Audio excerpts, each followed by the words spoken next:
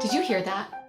Most piano players think that scales are something that you should drill endlessly. But this is why I just don't drill scales anymore. A lot of people practice scales like this. But if you really want to 10x your scales, you should be doing this instead.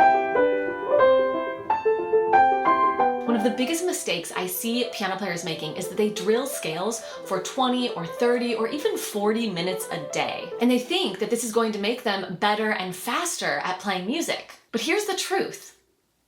It won't. At least not in the way that you think. This is often what piano scale practice looks like.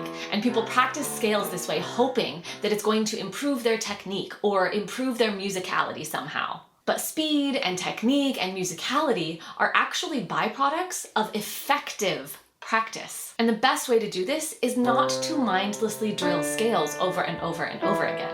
It's best to actually practice scales where they naturally appear, in music. Music doesn't sound like endless scale drills. So why would we practice them this way? If you're new here, I'm Ashlee. Welcome to Ashlee Young Music Studio, where I teach you how to practice smarter, not harder. Let's dive in. When I was a kid, I really wanted to learn the Mozart Sonata in C major, K545. And I was so excited to dive into this piece until I got to measures 5 to 12. This section completely stopped me in my tracks. And I actually stopped learning the piece because I just couldn't figure this part out. And now I can understand that in this piece, measures 5 to 12 are just scale passages over and over and over again. But back then, I didn't realize this, and my teacher never pointed it out to me. So I just stared at these notes, trying aimlessly to figure out a fingering that would work, and I never succeeded. But if someone had just pointed out, hey, these are scale patterns, and all you have to do is apply scale fingering to this piece of music, and you can practice these scales in the context of a piece, I would have been able to play through this part so easily. And it isn't just this piece that has hidden scales in it.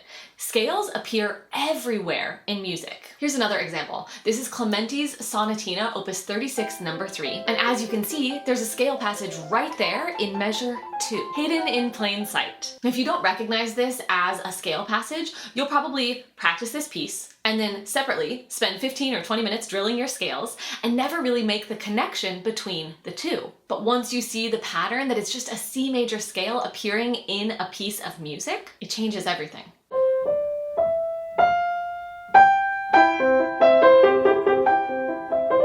Now, this is why mindlessly drilling scales doesn't really help you unless you start to make that connection between the scales that you're practicing and what you are actually seeing in your music. So here's what I want you to do to completely change up your practice and to 10x your scales. Instead of just drilling scales today and over the next couple of weeks, I want you to find a piece that already has a scale passage built into it.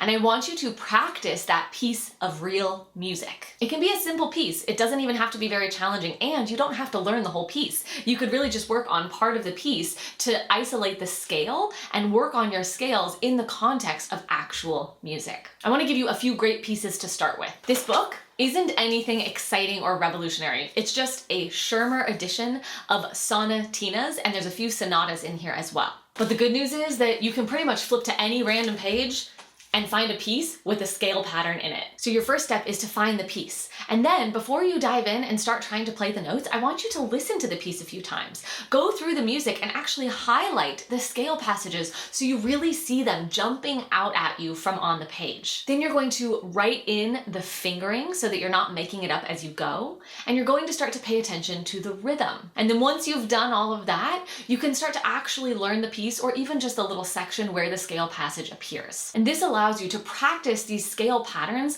in the context of music in a way that sounds musical, which not only is going to be more fun and inspiring for you, but it's actually skipping you ahead to the real application of why we practice scales anyway. Now, if you've enjoyed this video or you've gotten anything out of it, first of all, go ahead and hit the thumbs up, subscribe to the channel so that you don't miss out on any of the content that I release regularly. Make sure you comment below and let me know what you liked about it. And then also, you would likely get a lot out of this new resource that I just created called the Instant Pattern pattern decoder. It's a PDF that I created that breaks down and helps you recognize the most common patterns in real life pieces of music.